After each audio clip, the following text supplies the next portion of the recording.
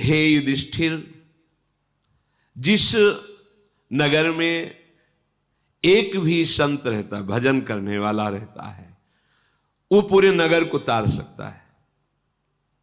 निकलते उठते हुए जय सिया राम, राधे श्याम, जो भी नाम उच्चारण हो, देखो संत महिमा देखो। आप कहीं भी स्थिति में हो, किसी भी संसारिक स्थिति, सामने साधु दिखाई दे, अगर थोड़ी भी आस्तिकता है तो भले उपहास हो, ए बाबा राधे राधे, राधे राधे भैया। 2 बार तुमने बोला, 2 बार उन्होंने कहा, 4 बार कान में नाम पड़ा, 4 बार मंगल हो गया। एक साधु जहां है, उसने धन्य है वो भूमि जहां साधु वास करते हैं, भजन करने वाले वास करते हैं। प्रजा की रक्षा करने वाला जैसे राजा होता है, ऐसे राजा और प्रजा दोनों की रक्षा करने वाला साधु होता है।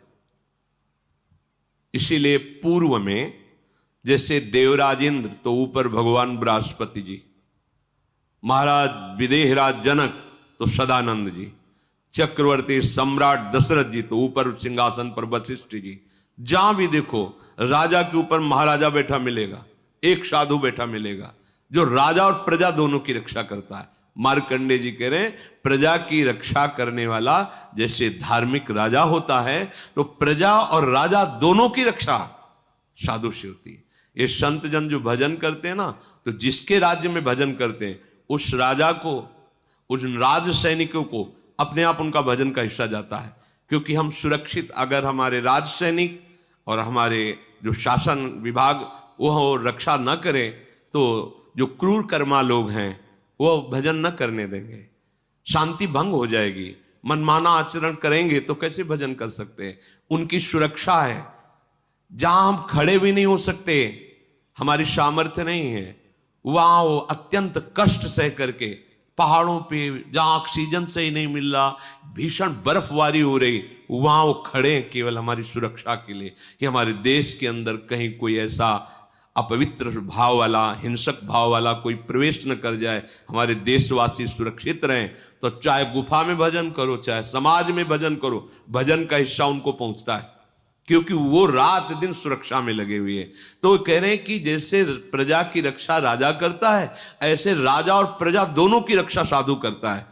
जिस नगर में, जिस गुफा में, जहां भी संत भजन कर रहे हैं, ये न समझे कि इनका तो जीवन बेकार, समाज के काम नहीं आ रहे। नहीं, उनका किया हुआ भजन अपने आप विभाजित होता है।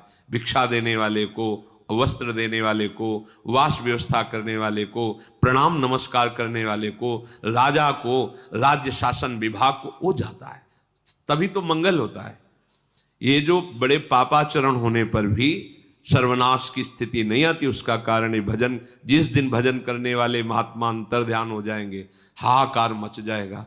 क्योंकि फिर दैवी शक्तियां अपने आप, जब वर्षा होनी तब होनी नहीं है, जब नहीं होनी चाहिए तब होनी है, फसल पकी खड़ी है, ओले गिर रहे, मतलब हर प्रकृति उल्टी हो जाती है। पृथ्वी में बड़े तीर्थों का वर्णन किया गया है, पर जो नाम जापक उपासक हैं, नाम कीर्तन करते हैं, भगवत चरणारविंद के आश्रित हैं, इनके जैसा कोई तीर्थ नहीं। मुद मंगलमय संत समाजू, जो जग जंगम तीर्थ राजू। ये चलते फिरते तीर्थराज प्रयाग हैं। दरस परस अगनास, बास निज संग करो दिन, तीन मुख हरिजस सुनत, श्रवण मानोनत। इनके दर्शन से, इनके स्पर्श से, इनके संभाषण से, इनके वचनों के सुनने मात्र से बड़े बड़े पाप नष्ट हो जाते हैं। पुण्य तीर्थों का बहुत वर्णन है, जहां स्नान, दान और नियम पूर्वक करने पर उसका फल मिलता है।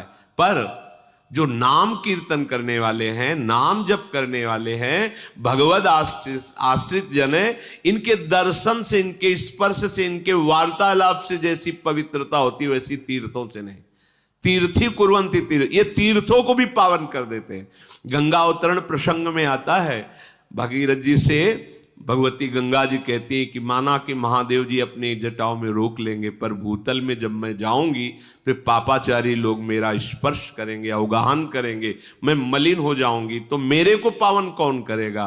तब भगीरथ जी ने कहा, जो साधु हैं, समदर्शी हैं, शांत हैं, निरंतर भगवत परायण हैं, वो हे गंगा जब आपका स्पर्श करेंगे तो आप निष्पाप हो जाओगी। हाँ, गंगा पापम शशि तापम दैन्यम कल्प तरुष तथा पापम तापम तथा दैन्यम हरति साधु समागमा। मात्र एक संत संग से तीनों काम हो गए। गंगा जी पाप का नाश करती, चंद्रमा शीतलता प्रदान करके ताप का नाश कर, ये सब ताप पाप दरिद्रता जैसे कल्पतरु दरिद्रता नष्ट करता है, साधु संग दरिद्रता नष्ट कर देता है। क्या? जब आपको भगवान नाम में प्रीति होगी तो आप सबसे बड़े धनी हो गए। कबीरा सब जंग निर्धना, धनवंता नहीं कोई, आप धनवान हो गए। राधा राधा राधा परम धन राधा नाम, तो खत्म हो गई दरिद्रता, घिघियाना, बार बार विषय भोगों की याचना करना, और दैहिक दैविक भौतिक ताप। जहां भगवान का चिंतन, भगवान की लीला कथा, वहां इनका प्रवेश ही नहीं होता। नाम जब चल रहा है, अब कौन पाप ताप तुम्हें छू सकता है? तो कह रहे तीर्थों का बहुत वर्णन है शास्त्रों में, पर यदि कहीं भगवत आराधक संतों का संग मिल जाए, नाम कीर्तन हो रहा है, नाम जप हो रहा है, भगवत कथा हो रही, बोले तत्काल निष्पाप कर देता है। तत्काल संत दरस जी में पातक टरे, बड़े भाग से जब संतों का संग मिलता है, बस वहां अभिमान न करे, वहां ज्यादा अपनी बुद्धि न चलावे, भगवत भाव से बड़े भाग्य मिले, आज मुझे संत समागम मिला, ऐसा। साधु संग मपूतेन वाक्य भाषित वारिणा पवित्रीकृत मात्मानम संतो मन्यन्ति नित्यशः। मार्कंडेय जी महाराज श्री युधिष्ठिर जी से कहते हैं कि सत्संग से जैसी पवित्रता आती वैसी कहीं से नहीं। पर एक फिर बात, डिबिया में ही पारसमणि रखी हुई है, कहीं दूर नहीं, और डिबिया लोहे की है, पर बीच में रुई का पर्दा है, त्रिकाल में भी सोना नहीं बन सकती। नहीं तो स्पष्ट लिखा हुआ है सेवकवाणी में, आलय बन बसत संग पारस के आयस माने लोहा कनक समान भयम। लोहे ने कौन सी तपस्या की भाई, कौन सी साधना की? पारस के स्पर्श मात्र से सोना बन गया। पारस ये देखती है क्या कि उत्तम आचरण करने वाले घर का सोना लोहा है, या ये किसी हिंसात्मक वृत्ति करने वाले के घर का लोहा है? नहीं देखती, बस छूते ही दोनों को सोना बना देगी। पारस गुण अवगुण नहीं चितवत, कंचन करत खरो, तुरंत उसे सोना बना देगी। पर रुई का पर्दा, कपट का पर्दा, अहंकार का पर्दा फिर पास रहते हुए भी नहीं हो पाएगा पक्का। इसलिए समझो, आपको अगर वृंदावन धाम मिला है, महापुरुषों की वाणी सुनने को मिले, ये साधु संग मिला है, कहां बैठे हो? मतलब कितने आनंद का विषय है कि प्रभु ने मुझे अपना माना, कैसा संग दिया। केवल रहने से, सुनने से आपके हृदय में भक्ति अंकुरित हो जाएगी। यहां तो भक्ति नृत्य कर रही है। भगवत प्राप्ति वृंदावनवासी के लिए कोई प्रश्नवाचक बात है क्या? नहीं, जय रेणु पर मरिबो मंगल है, हम शरीर झूठा कुछ नहीं किया, पूरे जीवन गृहस्थी में रहे। परिवार के सदस्य जब वृंदावन वास करने तो उनको असंतुष्टता हुई, पर उनका शरीर से प्रकट हुआ पुत्र वृंदावन, तो चमत्कार लाडली जू का कि गिरे, बेहोश हुए, वृंदावन उठा के ले गए चंद दिनों में शरीर। हम तो यार तरसते हैं इस बात के लिए कि कहीं ऐसा ना हो कि कोई रोक का ऐसा कि भैया अब ले चलो इनको दिल्ली बंबई, तो कभी ऐसा ना हो। हम तो मांगते तरसते हैं कि जब हो तो इसी रज में हो। देखो, जो मांगा नहीं, जाना नहीं, चाहा नहीं, विरोध भाव किया, लेकिन अंश है इस वृंदावन में, तो घसीट लिया और परम कल्याण। आप यहां रह रहे हो, आपके कल्याण में कोई दिक्कत होगी, बस अन्य आश्रय मत रखना। यह हमारी बातें थोड़ा कम समझ में है, अन्य आश्रय मत रखना। हम किसी और को इतना अधिकार न दे दें कि हमारे लक्ष्य पर बाधा खड़ा कर दे। भाई ये ध्यान रखना, यहां मरने मात्र से भगवत प्राप्ति, ये धाम है, परम धाम है श्री जी का। सत्संग से जितनी पवित्रता होती उतनी किसी अन्य तीर्थों से नहीं। सत्संग परम पवित्र, भगवान ने भी अपनी वाणी से कहा है, व्रतान यज्ञ छंदांस तीर्था नियमा यमा यथा वरुण देत सत्संगा। श्री भगवान की वाणी, सत्संग से बढ़कर। पर बस फिर वही बात कह रहा हूं कि बोले फिर सत्संग का प्रभाव इसके ऊपर क्यों नहीं पड़ा? ऊसर वर्षई तरण नहीं जामा, क्या करे? फूलई फरई न बेत, बांस में चाहे जितनी डीएपी लगा दो और खूब पावरफुल पानी उसमें डालो, कभी केला लगने वाला नहीं। वो बांस है, ये बांस हृदय के जो है ना। खलऊ करें भली पाई सुसंगु और मिटे न मलिन स्वभाव अभंगु।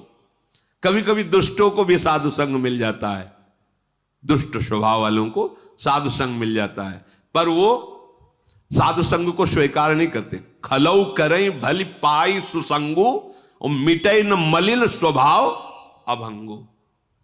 चाहे गुरु मिले बिरंच सम, फूलई फरई न बेत, मूर्ख हृदय न चेत, चाहे गुरु मिले बिरंच सम। हार जाओ, खोपड़ी फोड़ के हार जाओ, उसकी समझ में ले आने वाला। और जिनको समझ में आता है, एक शब्द सुना जीवन का परिवर्तन हो गया। मतलब आश्चर्य होता है। गृहस्थ में रहते हैं, भागती हुई रास्ते में गाड़ी खड़ी हुई और अश्रु चल रहा है, बस मैं श्री जी से यही मांगा था कि एक बार आपको लाइव देख ले, एक बार देख ले। लगता है क्या है इनका, मेरा जीवन बदल गया। हृदय की नजदीकी नजदीकी, हृदय की दूरी दूरी। अब हमारे समीप तुम्हारा शरीर है, हृदय दिए हो भोगों को, रंग नहीं चढ़ रहा, दूर है भोगों में। हृदय दिए हुआ हमारे वचनों से वो अश्रु चल रहे, वो कह रहा जीवन बदल गया। ये सत्संग मिला और तुम्हारा परिवर्तन नहीं हुआ, ये तो मतलब बड़े आश्चर्य की बात है कि अमृत वर्षा और आप जीवित नहीं रहे। बड़ी विचित्र बात है। साधु समागम और आपका परिवर्तन नहीं, मतलब ये सर्वाश्चर्यमय बात होती है। पर वो इसीलिए नहीं होती कि आप परिवर्तन नहीं करना चाहते। देखो कह रहे साधु संग मपूते न, साधु संग जैसा, पूत माने होता पवित्र करना, साधु संग जैसा पवित्र करने वाला कोई है नहीं। एक सत्संग आपका परम कल्याण करा दे, यदि उस पर आपकी स्थिति हो जाए, आचरण उतारने को हो जाए। साधु संग मपूते न, वाक्य काहे से?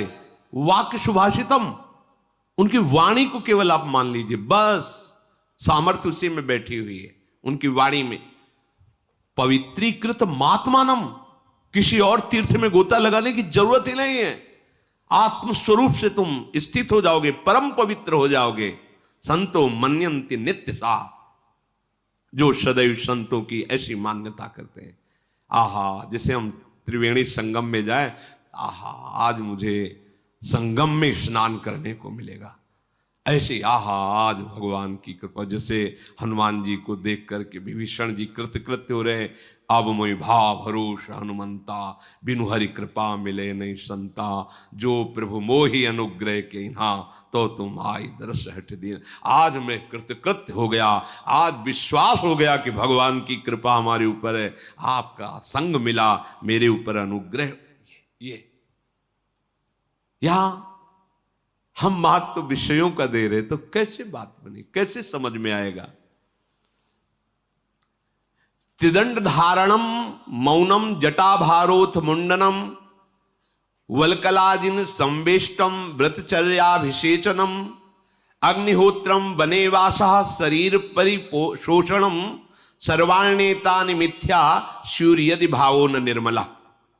मार्कंडेय जी महाराज युधिष्ठिर जी से कह रहे, त्रिदंड धारण करना दंडी संन्यास, मौन रहना, सिर पर जटा धारण करना, ये संतों का स्वरूप होता है, या मुंडनम, मुंडन करवा लेना।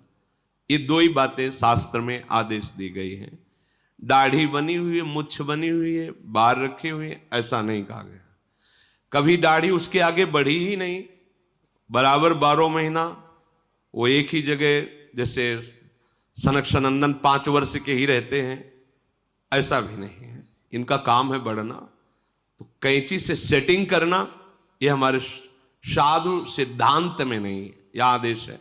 जटा भारोथ मुंडनम, या तो जटा धारण किए हुए अथ या मुंडनम, दो बातें।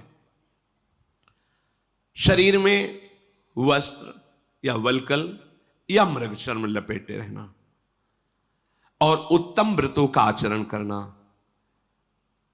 उससे तो त्रिकाल स्नान का आदेश है, पर 2 काल तो करना ही चाहिए, एक प्रातः और एक सायं, दोनों काल प्रायः सब साधक करते हैं।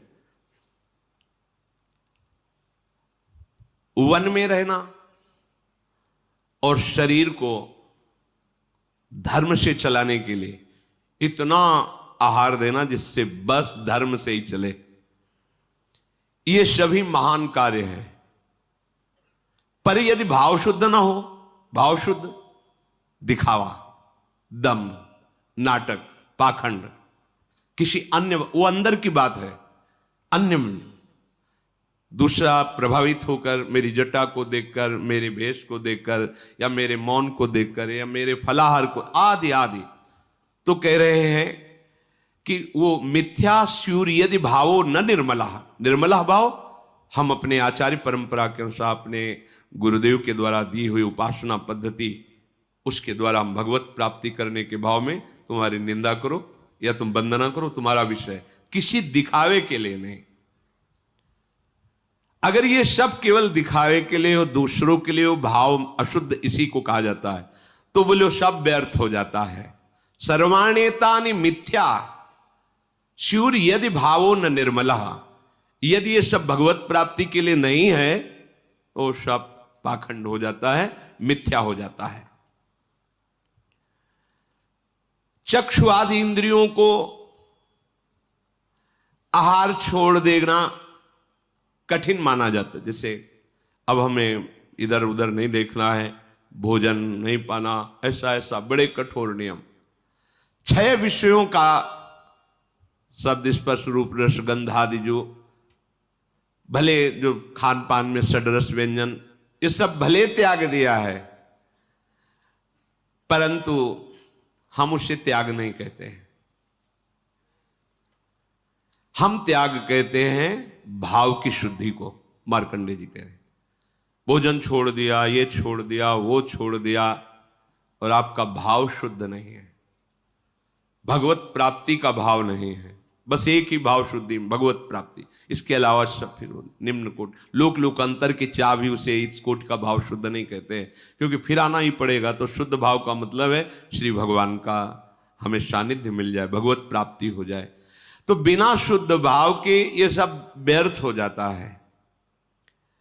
जो मन, वाणी, क्रिया और बुद्धि के द्वारा पाप नहीं करते हैं, खाते पीते आराम से सोते जागते भजन, वो परम गति को प्राप्त, ज्यादा पसीना चुहाने की जरूरत नहीं। बात समझिए, ये पापानि न कुर्वन्ति मनोवाक कर्म बुद्धि भी ते तपन्ति महात्मानो न शरीरस्य शोषणम। शरीर को सुखा दिए, खाना पीना बंद, सब नहीं, बिल्कुल समझो महापुरुष हैं श्री मार्कंडेय जी। मन से बुरा नहीं सोचना, गलत आचरण नहीं करने, वाणी से हम किसी को ऐसा, और क्रियाएं अशुद्ध नहीं, आराम से उचित आहार विहार, उचित निद्रा, भगवान ने आदेश किया है युक्ताहार विहार से युक्त कर्म सुचेष्ट, उचित कर्म करते हुए, उचित धीरे धीरे जितना जीवन है वो भगवत प्राप्ति। इसमें उतावला हो कि ऐसे ये सब, ते तपन्ति महात्मानो न शरीर से शोषणम, शरीर का शोषण करने से बात नहीं बनती। बहुत कष्ट दे रहे शरीर को, तो तप लोग भले चले जाओ, भगवत प्राप्ति नहीं होगी। बात समझो, ऐसे क्या होगा, शरीर भाव खत्म हो जाएगा। जब सहज में चलोगे ना तो शरीर भाव ही खत्म हो जाएगा, और तब करोगे ना तो इसमें ध्यान रहेगा, तो आपकी तपस्या तो होगी पर शरीर भाव बना रहेगा। तो बात कैसे बनी, ब्रह्म भाव प्राप्त करना है, बहुत समझना। इसीलिए ये जो वृंदावन उपासना है बड़ी सरल उपासना। ध्रुवदास जी ने सिद्धांत विचार लीला में कहा कि माखन से माखन मिले तो ठीक होता है, कठोर नहीं। ये जो कठोर उपासना उससे हृदय कठोर हो जाए, हमारी प्यारी जू के लायक नहीं रहता। तो प्यारी जू के लायक खूब नाम लीला गायन करो, जो प्रसाद मिले उसे खूब भाव से पाओ। मेरी प्यारी जो ने पाया, जब नींद लगे तो उचित समय विश्राम कर लो। बस ए पापानि न कुर्वन्ति मनो वाक कर्म बुद्धि भी, ये बात समझना है। हमें अधर्माचरण नहीं करना है, बस मौज से रहो, मस्त रहो। कह रहे हैं ते तपंति महात्मानो, वो महान तपस्वी महात्मा है, उसको कह रहे हैं। आगे कह रहे न शरीर से शोषणम, आग में, आसपास जल में, यहां जो कह रहे हैं स्पष्ट कह रहे हैं, शरीर को कष्ट देना, शरीर का शोषण करना मना कर रहे हैं। ये भगवत मार्ग शायद खूब नाम जप, बस जो आदेश है उस पर ध्यान दीजिए। ये पापानि न कुर्वन्ति मनो वाक कर्म बुद्धि भी, ये सबसे बड़ी बात है। कई बार सत्संग में कहा है कि बाहर से आग ताप लेना सहज है, लेकिन जब काम जलाता है, आंख क्रोध जलाता है, उसको जो सह गया वो सबसे बड़ा तपस्वी है। अच्छा, ये जलाते कितनी देर है? अगर हम इनको आश्रय न दो, आग में फूस मत डालो, एक बार जो जली इसके बाद राख हो जाएगी। ऐसे ही काम में है। अब जहां काम वेदना प्रकट हुई तो तुम फूस क्या पेट्रोल डाल देते हो और भभक जाता है। आग में अगर आप पेट्रोलियम डालेंगे शांत हो जाए, राधा राधा। अगर तत्काल शांत करना है तो पानी डाल दो आग में, तत्काल।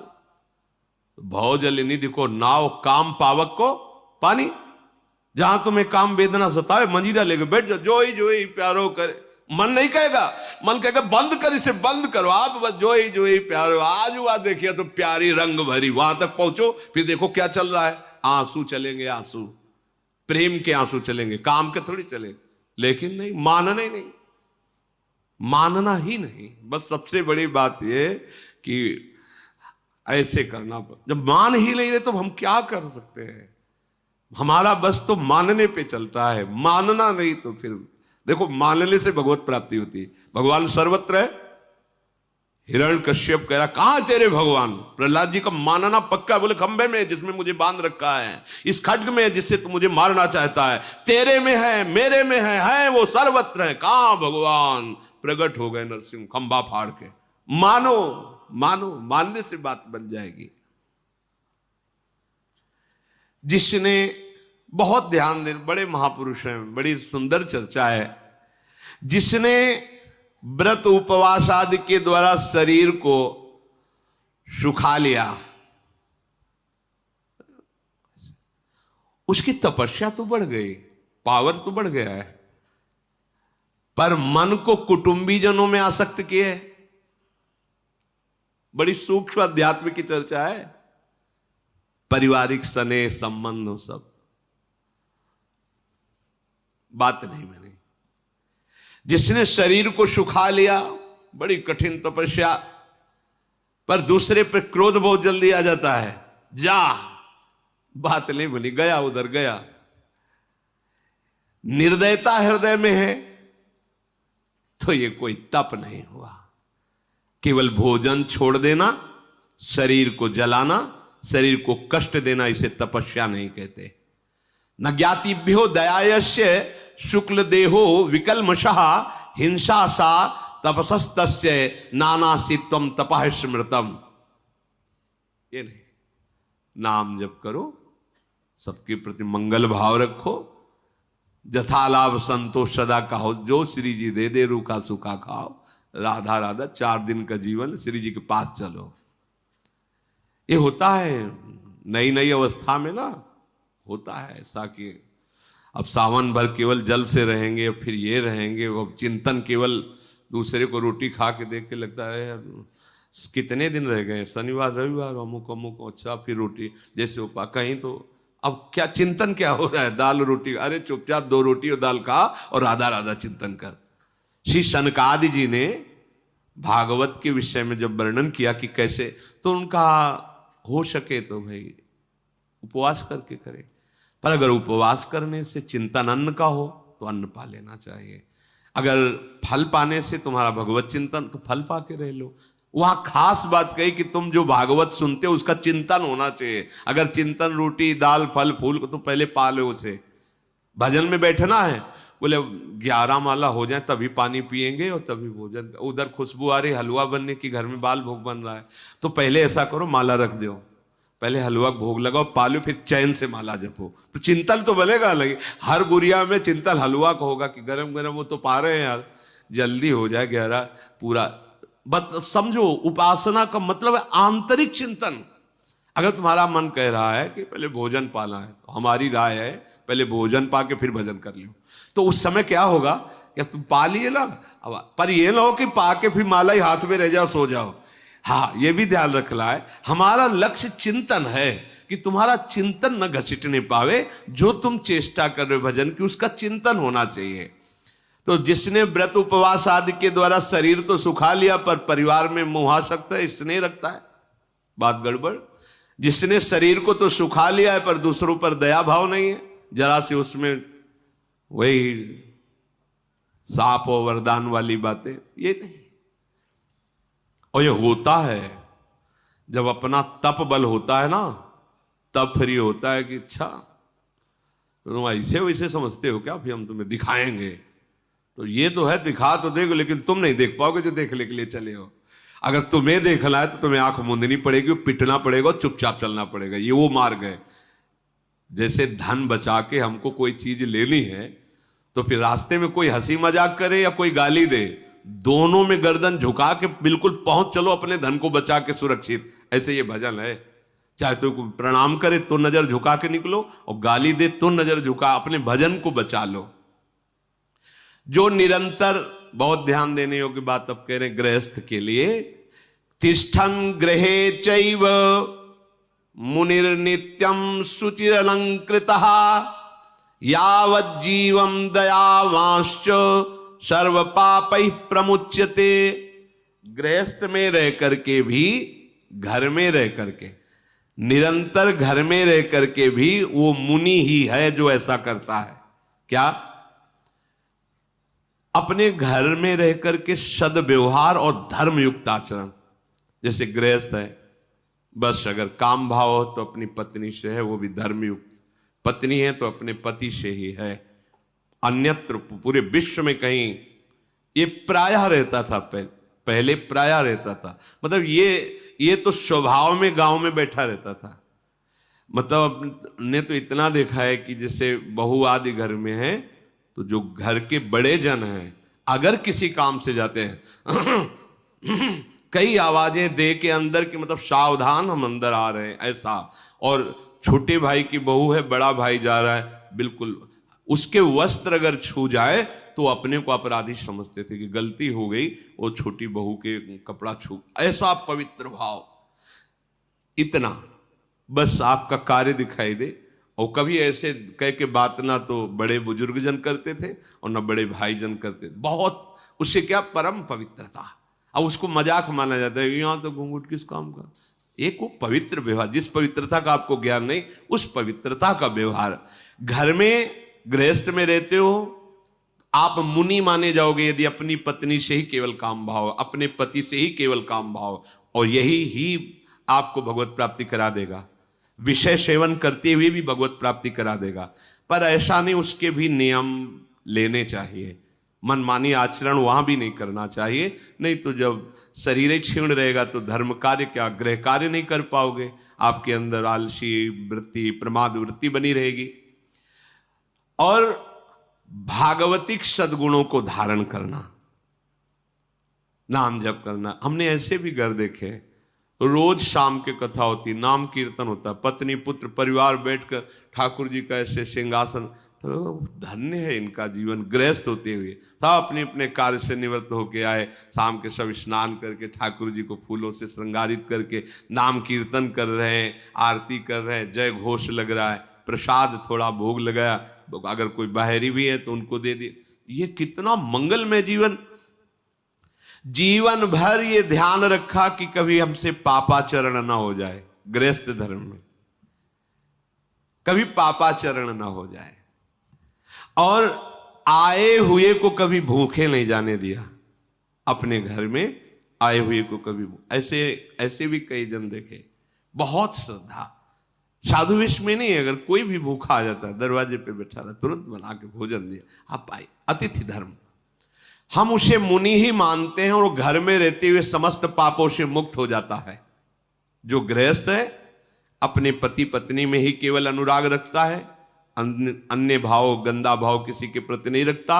आओ ये अतिथि साधु महात्मा का सेवन, घर में ठाकुर सेवा, नाम कीर्तन, भगवत चर्चा बैठ करके करना चाहिए। कभी कोई सुना रहा है, कभी कोई सुन रहा है, कभी कोई सुना रहा है, कोई न कोई शास्त्र 10-5 मिनट ही सही होना चाहिए, 10 मिनट ही कीर्तन सही। प्रत्येक घर में कीर्तन मात्र से आपके घर में कोई आसुरी प्रवृत्तियां प्रवेश नहीं कर पाएंगी, कोई भूत प्रेत प्रवेश नहीं कर पाएगा, कोई आपके टोटका नहीं कर पाएगा। जैसे डर लगता है ना, कोई किसी ने कुछ कर दिया, क्या हमारे घर में कुछ नहीं होगा, खूब जोर से राधे राधे चिल्लाओ, खूब कृष्ण कृष्ण नाम कीर्तन, जहां तक आवाज जाएगी परम मंगल, कोई प्रवेश नहीं कर सकता ऐसा जो आपका अनिष्ट कर सके। मार्कंडेय जी कह रहे मैं उसे मुनि ही मानता हूं, गृहस्थ में रहते हुए भी उसको कह रहे मैं उसे मुनि ही मानता हूं। भोजन छोड़ देना, बाहरी कपड़े उतार के फेंक देना, देश परिवर्तन कर लेना, ग्राम परिवर्तन खास बात नहीं है। हम अपना उद्देश्य परिवर्तन करें और जैसी हमें भगवान ने व्यवस्था दी उस व्यवस्था में संतुष्ट रहते हुए धर्म पूर्वक चलें, खूब नाम जप करें, यही हमारे जीवन को परम आनंद में डुबो दे।